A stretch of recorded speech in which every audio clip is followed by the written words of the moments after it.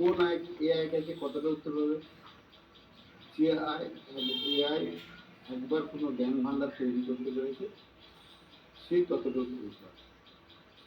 আমরা chat GB বা মেটা use করি কেন?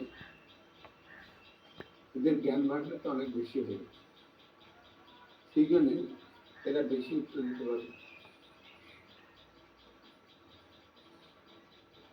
আমাদের জ্ঞান ভান্ডার নাই, তাই আমাদের এআই উত্তর দিতে পারবে না। এই এআই কে জ্ঞান ভান্ডার করার জন্য আমাদের এই ভাবনা, আমাদের দুটো জিনিস ভাবতে হবে। কি ভাবতে হবে? হোমা আসো একবার। ব্যান্ড লাইন একটা বিষয়, দুটো জিনিস ভাবার মধ্যে এক ভাবতে হয়েছে। এই জ্ঞানটা সঞ্চয় করবে, সেখানে যে পয়সা ইনভেস্ট করতে হবে, যাদের উপকার হবে তাদের প্রমোশন করতে হবে, তাদের কাছে পয়সা নিয়ে ওয়ার্কারকে দিতে হবে। ইকোসিস্টেমটা আমাকে তৈরি করতে হবে, এই ভাবনা একটা মাথায় আছে।